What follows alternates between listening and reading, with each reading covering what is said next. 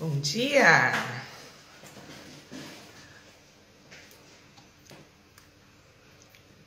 Agora começam a entrar as pessoas. Bom dia! Gente, passou o Natal! Voltamos para a semana aí que liga as festividades do Natal ao Ano Novo. E a gente continua aqui, continuo eu aqui no nosso projeto junto com vocês de pequenas, grandes mudanças em nossa vida, porque o Conte Comigo é um projeto que visa ajudar vocês a perceber que todo dia é um bom dia para mudar e que a gente começando o nosso dia assim já com esse primeiro passo, com essas primeiras reflexões, elas podem ecoar e nos fortalecer ao longo do dia, ao longo dos meses, ao longo de todo o ano nesse projeto que visa aí atender os 365 dias do ano com lives ao vivo no meu primeiro horário de trabalho de todos os dias, inclusive no final de semana, salvo esse caso assim de emergências, coisas que eu realmente não possa. Gente, chovendo aqui, para quem não sabe, eu estou em Socorro, interior de São Paulo. Eu não sei onde que vocês estão, vocês querem contar, quem já está aí, contar para mim onde que vocês estão?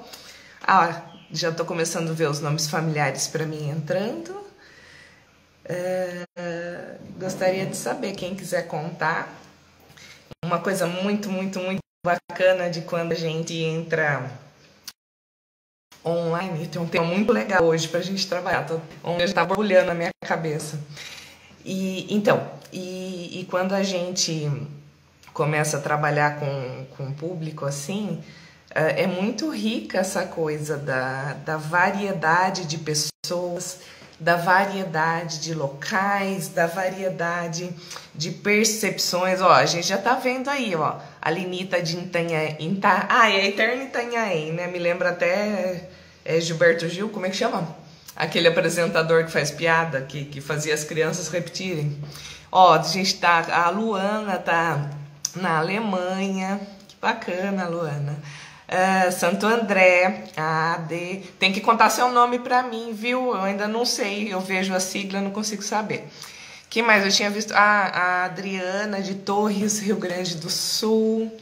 E eu vou decorando o nome de vocês, adoro, me deixem decorar, se vocês voltarem eu vou decorando.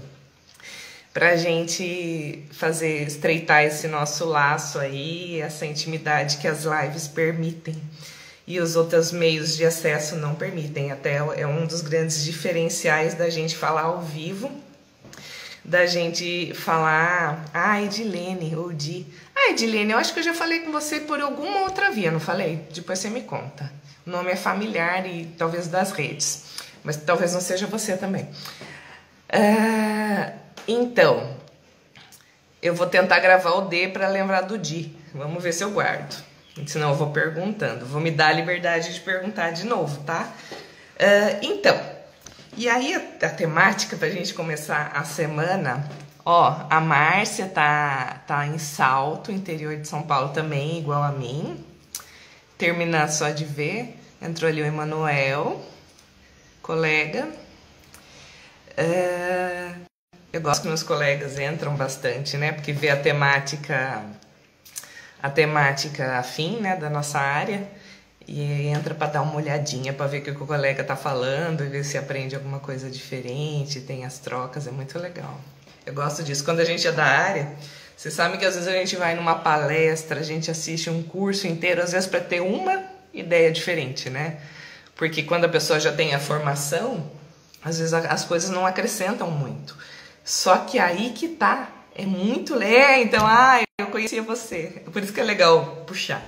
É muito interessante que às vezes você faz um curso inteiro para sair, às vezes, com uma sacada diferente. Aí alguém pode falar assim, nossa, mas só isso?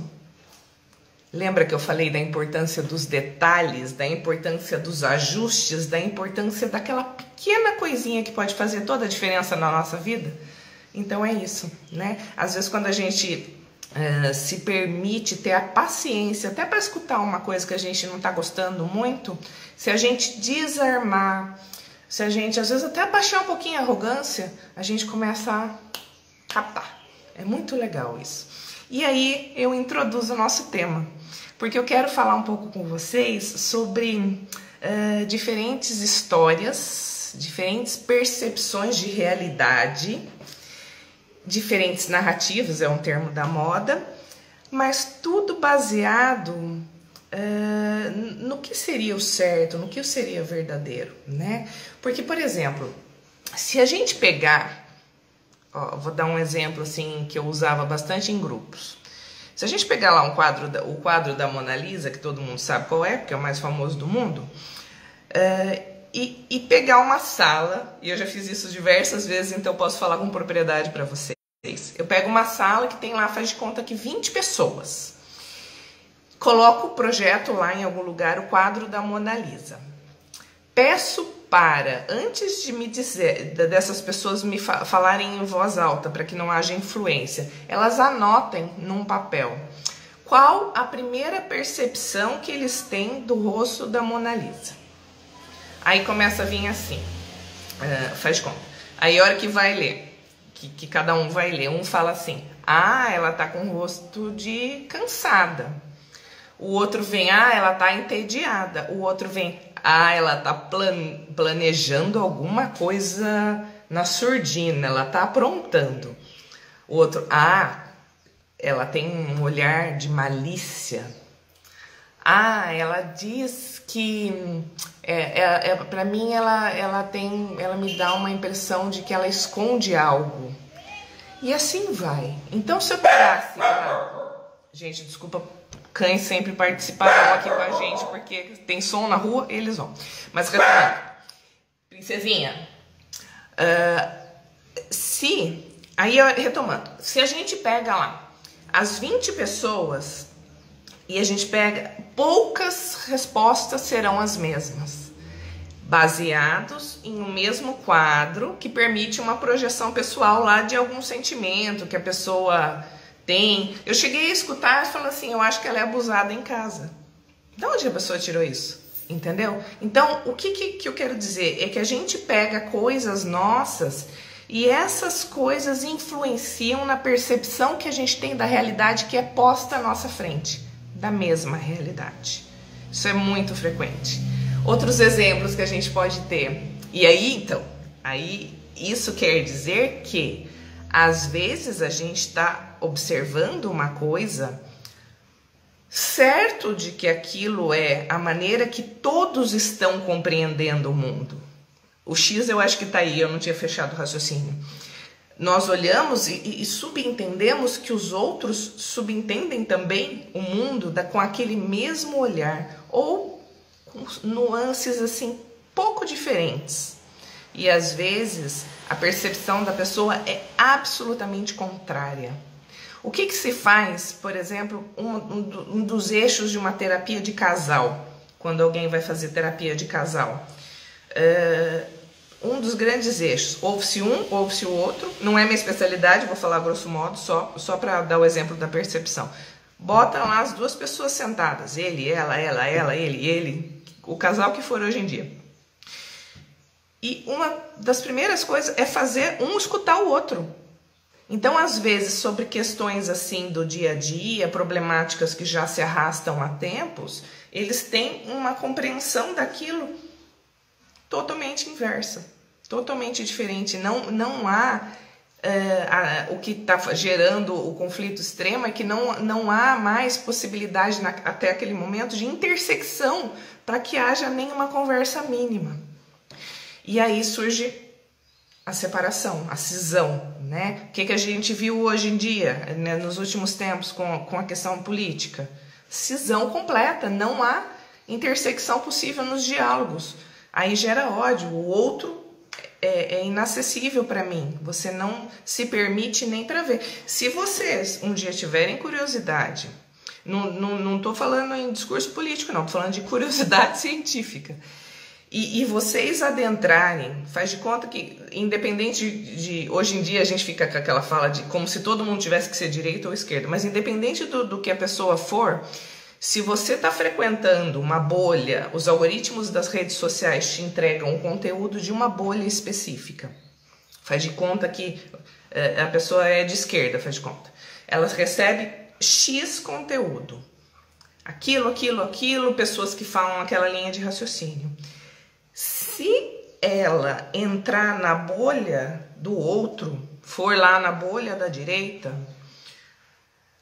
gente, é como se você adentrasse, um que vai de uma para outra e vice-versa, é como se fosse adentrado um mundo do avesso. As mesmas notícias interpretadas de forma completamente oposta, com enfoques em outros pontos. É muito curioso, é muito interessante. O jornalismo, a gente vê isso um pouco nas linhas editoriais. Estou dando toda a introdução para chegar onde que a gente faz isso, né? O jornalismo, a gente faz isso. Então, o povo não falava de... Então, o radicalismo da política é explícito, se a gente quiser ver essa diferença.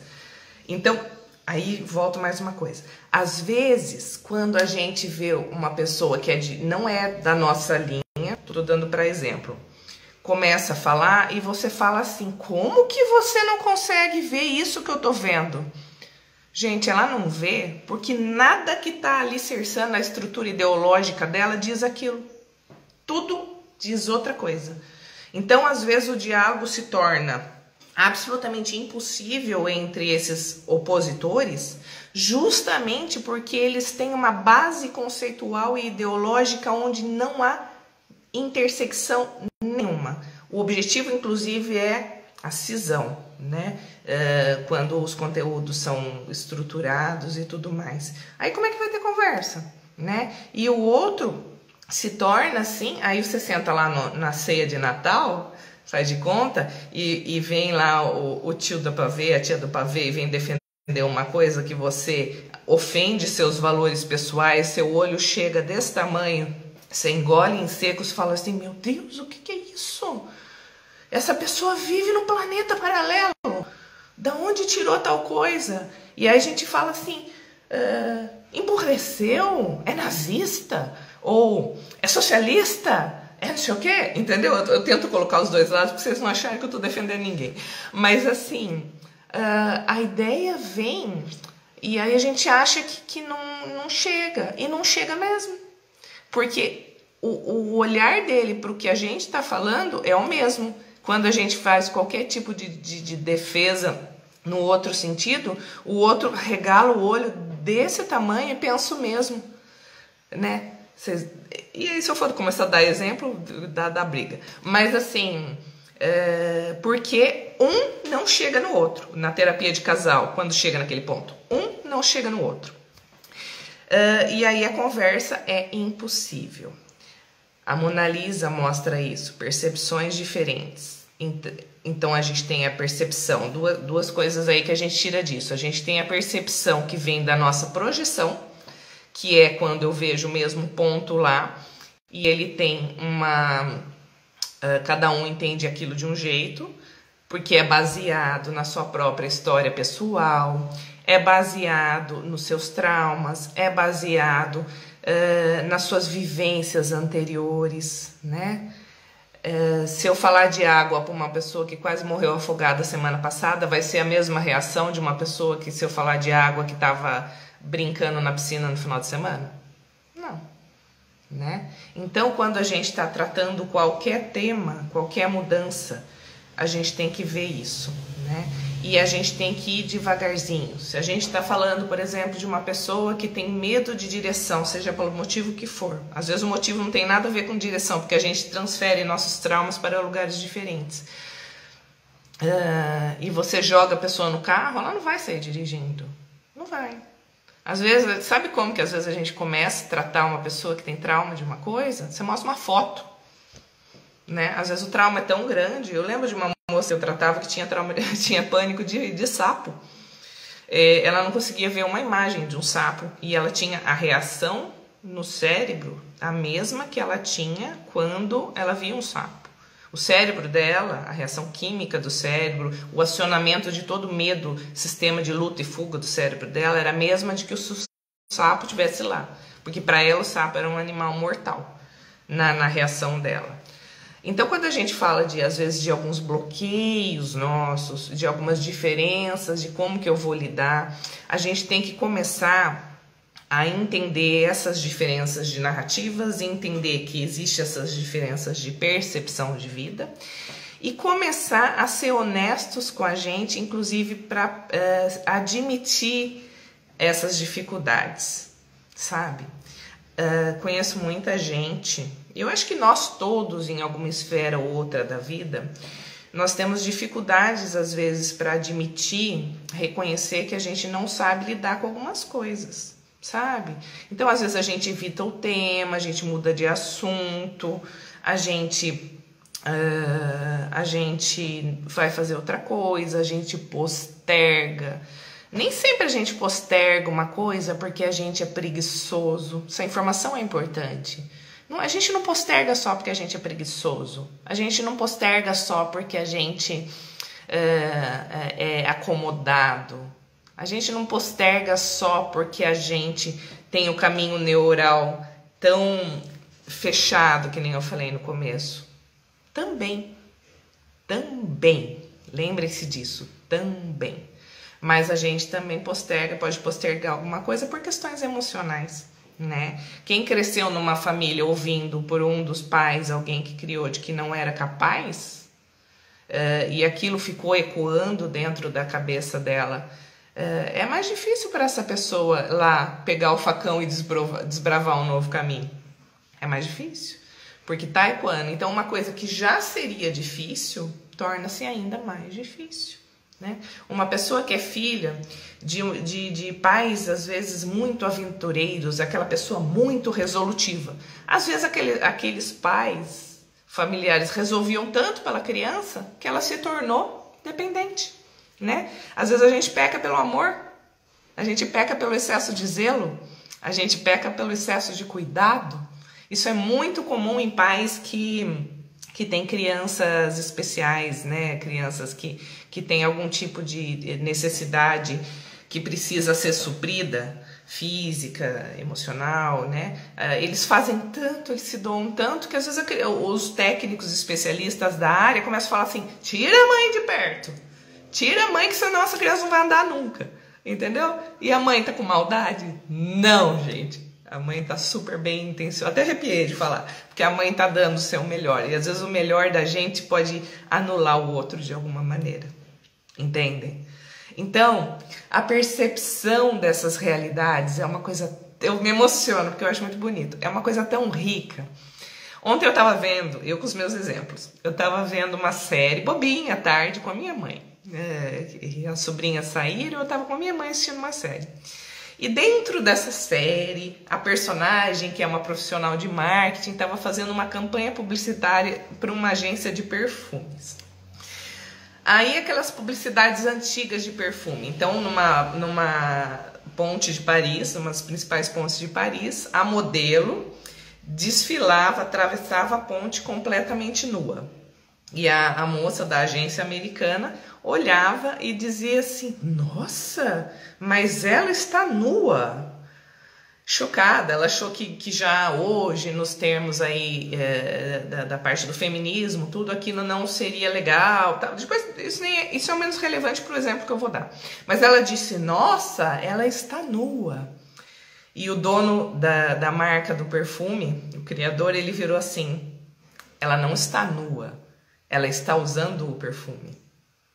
Então, às vezes a gente tem um toque que faz a diferença.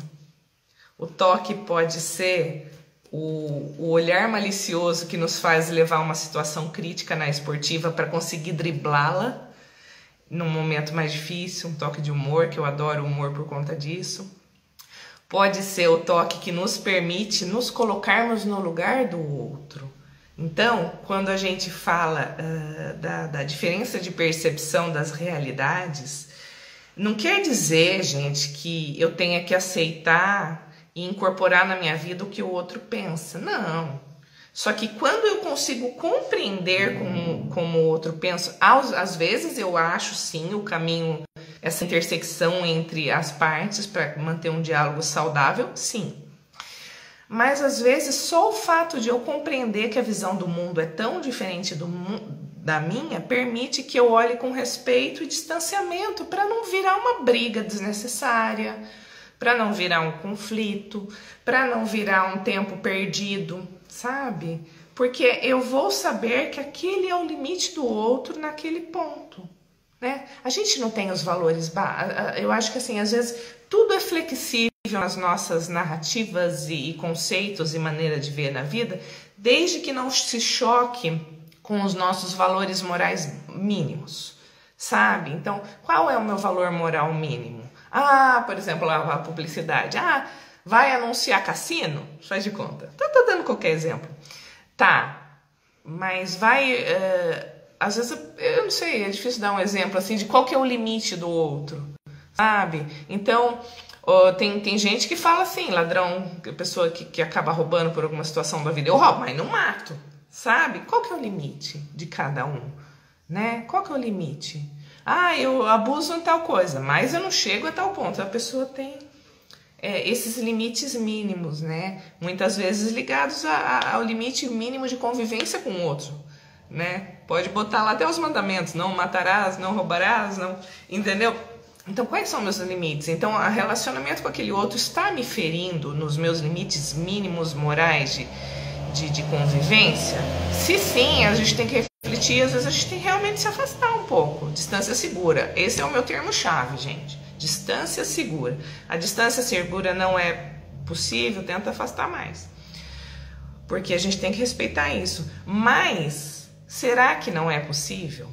Eu publiquei um texto esses dias de uma pergunta, aqueles textos de internet, de uma pergunta que um psicólogo fazia para os casais antes deles se separarem. A pergunta era: você fez o possível pelo seu casamento? Você tem certeza que você fez o possível para que o seu casamento desse certo?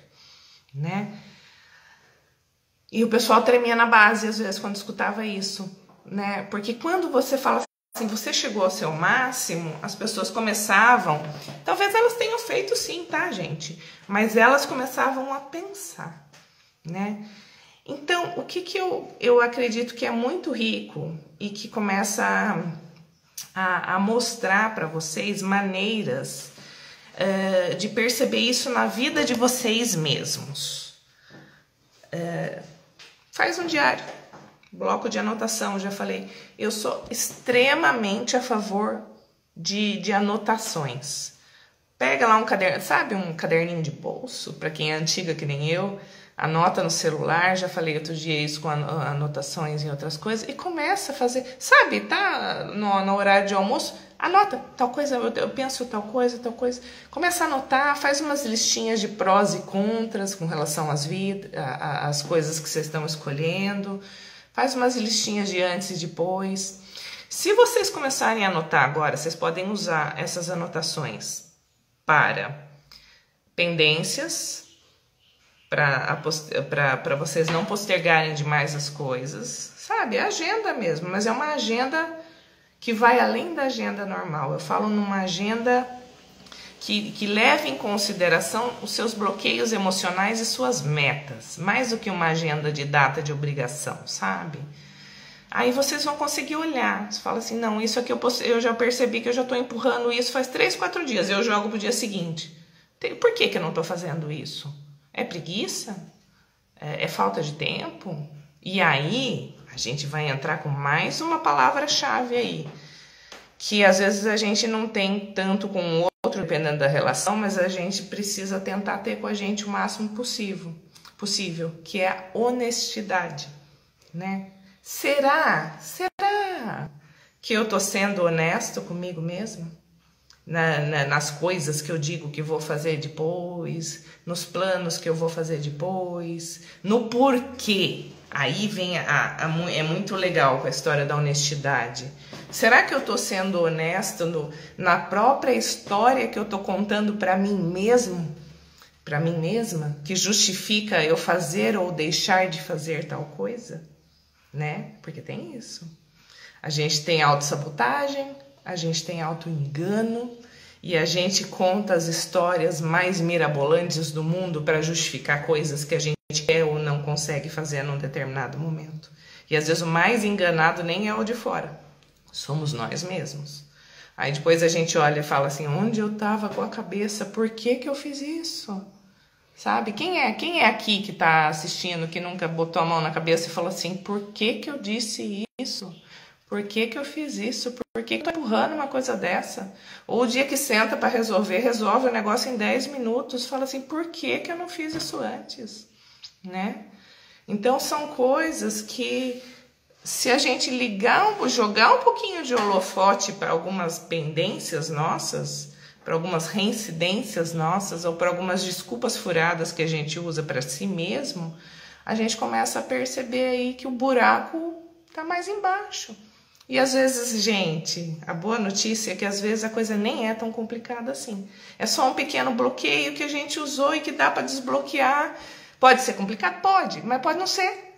Entendeu? Então, se eu percebo, eu vou lá e resolvo. Sabe? Às vezes a pessoa lá tá com um documento pendente, faz 4 anos, não resolve a porra do documento. Desculpa o termo.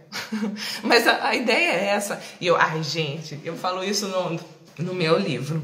Eu adoro palavrão para esse tipo de situação, sabe? Não palavrão como forma de vulgaridade, dita o tempo inteiro, mas, gente, o palavrão usado na hora certa, ele é libertador. Não sei se alguém concorda comigo, né? Então, às vezes a gente fala, e aí vai com o meu senso de humor, né? A gente fala e é isso, é o Shazam daquela situação. Resolve, porra, sabe? Então, eu acho que tem isso. Tem uns tratamentos de choque quando a pessoa tá... Às vezes a gente vê em filme, a pessoa tá tão chocada que vem alguém dar um tapa na orelha e fala, vai lá e faz. Então, às vezes, tirando a brincadeira, eu acho que a gente tem essa capacidade de perceber que a nossa percepção de mundo não é única, né? Que existem possibilidades, visões de mundo diferentes, como da minha cachorra. Filha, chega. Que a gente pode entender as coisas de forma diferente, a gente pode contrapor maneiras e a gente pode ver aonde que a gente está se enganando e se sabotando. Pode, né? E quando a gente começa todo dia a retomar essa questão, fica mais difícil da gente botar lá embaixo do tapete e esquecê-la, tá? Porque, assim, quando a gente lida com uma situação, eu empurro, falo, não vou resolver isso agora, e não tem ninguém me lembrando de que aquilo foi empurrado, às vezes eu vou retomar aquilo, sabe quando? Às vezes anos depois, às vezes meses depois, às vezes quando alguma outra coisa se repete, às vezes quando algo explode, porque aquilo não foi resolvido. E uma das grandes coisas é assim, o palavrão. Se o palavrão sai de alguém que quase nunca fala, é libertador da hora que fala. Exato, é muito engraçado. Fala assim, às vezes já aconteceu comigo de eu soltar um palavrão do nada, uma pessoa virar assim pra mim, você fala palavrão? Né? Então, é isso, sabe? Mas assim, a ideia do trabalho contínuo, retoma, porque vem os exemplos e a gente se perde. Exemplos, cães. Quando a gente tá focado, você vê como os temas vão voltando? Foco, prazer, caminhos neuronais de desbravar. Quando a gente tá focado e a gente vai, negócio volta, você tem que aprender, você vai ter que fazer, né? Então chega uma hora que você vê que não dá para empurrar. Os relacionamentos às vezes nos obrigam a isso, porque o problema volta, né? As relações nos obrigam a amadurecer. Por isso que a gente pode crescer nos relacionamentos, porque eles nos colocam em xeque. Um dia eu tava vendo isso com uma moça, ela não se relacionava mais, que a gente até entende, né? Porque o mercado é bem complexo. Mas assim, mas ela achava que ela era incapaz, que ela não ia dar conta mais de se relacionar com ninguém. E aí a analista dela, era uma outra pessoa, falou assim, se joga, entra num relacionamento, dê o que der. Se for, claro, uma pessoa que você acha que dá para levar. E assim ela fez. Gente, ela estava jogando a responsabilidade pelos fracassos dos relacionamentos anteriores nela mesma. E aí ela começou a perceber aonde que estavam as questões, e a coisa ia muito além dela, sabe? Então é isso que a gente tem que ver. A gente às vezes tá jogando, tá tendo uma visão muito distorcida das coisas. Às vezes a gente tem que retomar a vivência, porque senão a gente vai repetir o erro, né? E aí as pessoas falam, por que toda vez eu erro? Por que filha de alcoolista casa com um marido alcoolista e vice-versa, né? Por que, entendeu? Por que a gente escolhe os mesmos caminhos? Porque os caminhos estão, sim, alicerçados, se a gente for ver lá da neurociência, sim. Mas também porque eles são familiares pra gente, e o familiar, o que nos é familiar, seja bom ou ruim, é o que eu conheço. E o ser humano tende a repetir o que conhece, inclusive a dor. Tá? Então, às vezes, uma pessoa que teve num casamento aí que um batia no outro, às vezes acha outro parceiro, outra parceira, e um bate no outro de novo. É escolha a dedo, sem saber. Porque capta os sinais do outro que indicam já que esse comportamento vai acontecer. É antes do racional. A gente capta a realidade. A gente capta a realidade pelos sons, pelo tom da voz, por tudo. A gente capta a atmosfera das coisas. E a gente vai fazendo essas escolhas. Por isso que o autoconhecimento é vital. Não para a gente não errar mais, mas é para a gente errar menos. Para a gente errar melhor. Eu gosto de falar para que a gente pode errar melhor, né? Ou, o que também é uma grande vitória, é a gente errar diferente, sabe? Porque se a gente está errando diferente, acho que eu tô falando muito, mas se a gente está errando diferente, quer dizer que também a gente está se permitindo novas oportunidades de mudança. Entendem a diferença? Às vezes a gente vê assim, eu li alguns livros, quando eu trabalhava com RH, eu li um monte de livros de RH que falava das empresas de sucesso, dos grandes empreendedores, e não sei o que, aquelas coisas de RH que nem é não é nem muito minha linha, mas assim, quando você tá na área, você vai lendo tudo. E eu lembro das histórias, às vezes, de quantas falências uma pessoa teve antes de uma empresa dar certo, né? Então, quanto de frustração, essa é outra palavra X pra gente que tá trabalhando em autoconhecimento. Tolerância à frustração. Tolerância à frustração. Amo. Porque a maioria das pessoas que conseguem ir além, elas vão desenvolvendo uma melhor tolerância à frustração, né? Então, quando o pessoal da psicologia infantil diz: deixem seus filhos chorarem de vez em quando, deixa eles terem tédio, tira a porcaria do celular da mão, tira o iPad, tira o videogame um pouco, deixa essa criança no tédio.